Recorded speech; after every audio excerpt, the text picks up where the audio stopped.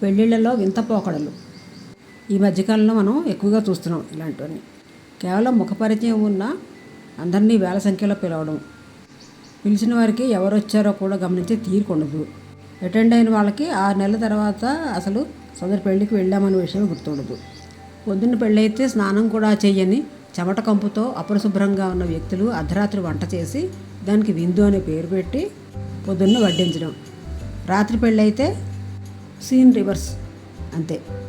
Engagement పేరుతో పెళ్ళంతా ఆర్భాటం చేయడం, కాబోయే వధువులను పెళ్లి కాకుండానే ఒక చోట కూర్చోబెట్టి ఆహ్వానితులకు అక్షంతలు ఇచ్చి ఆశీర్వదించమనడం, పెళ్లి కాకుండానే ప్రీ వెడ్ ఫోటోషూట్ అని సినిమా లెవెల్లో ఇంత సామాజిక స్పృహ లేని భంగిమల్లో కాబోయే పెళ్లి కొడుకు పెళ్లి కూతురు ఫొటోస్కి పోజ్ ఇచ్చి ఇంకా ఆ ఫొటోస్ని కూడా పెళ్లి తంతులో భాగంగా ఒక పెద్ద స్క్రీన్ మీద ప్రదర్శించడం.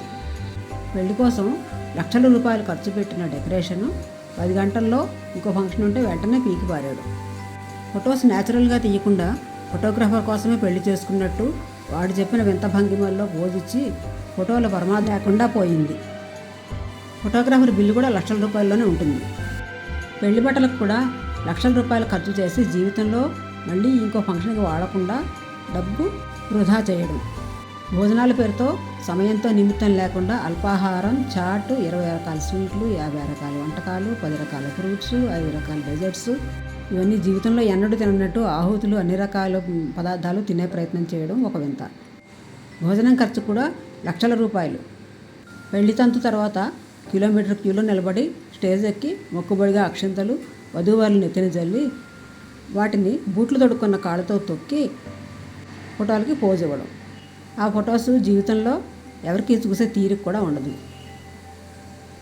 ఈ ప్రక్రియ కూడా ఆక్షేపణీయం. ఇక పెళ్లి జరిపించే పంతుళ్ళు కూడా రకరకాల ప్యాకేజెస్తో పెళ్లి వేడుకను ఒక వ్యాపార తంతుగా మార్చి లక్షల రూపాయలు వసూలు చేయడం. డీజే మ్యూజిక్ అనే పేరుతో చెవులు మెదడు భరించలేని అత్యంత భయంకరమైన శబ్దంతో అర్థం పర్థం లేని సినిమా పాటలు, కఠోరంగా పాడే ఆర్కెస్ట్రా బృందం, వీళ్ళు కూడా సౌండ్ లెవెల్స్ని భయంకరంగా మెయింటైన్ చేస్తూ ఉంటారు. ఇంకా మెహందీ అని, సంగీత్ అని, బ్యాచిలర్ పార్టీ అని పనికిమాలిన ఈవెంట్స్. మద్యంతో కూడిన విందైతే హాజరు 110%. బంధుమిత్ర సపరివారంగా అనే ఆహ్వానాన్ని సీరియస్గా పాటిస్తారు. ఒక పెగ్గు కెపాసిటీ వాడు 3 పెగ్గులు, 3 పెగ్గుల కెపాసిటీ వాడు 10 పెగ్గులు లాగేస్తారు. తదనంతరం పెళ్ళికొడుకు ఇంటి వద్ద సత్యనారాయణ స్వామి వ్రతం అండ్ రిసెప్షన్. పూజ పవిత్రత మంట కలుపుతూ మాంసాహార వంటలతో మళ్ళీ పెళ్లినాటి ప్రహసనం రిపీట్. ఇంకా హానీమూన్ అనే కార్యక్రమం కోసం ప్యాకేజీ టూర్స్, ఇవి కూడా లక్షల్లోనే ఉంటుంది.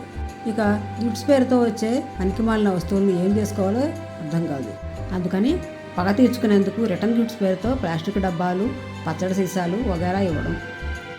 పైన చెప్పినవన్నీ మధ్యతరగతి వారి తాహతకు మించి ఈ మధ్య విపరీతంగా పాటిస్తూ అప్పుల పాలవుతున్నారు.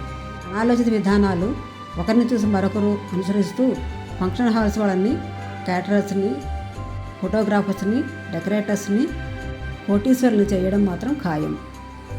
ఈ వీడియో చూశాక ఒక్కరు మారినా సాంప్రదాయ పుణ్యం మనకు దక్కినట్టే. మీరేమంటారు? కామెంట్స్ రూపంలో తెలియజేయండి.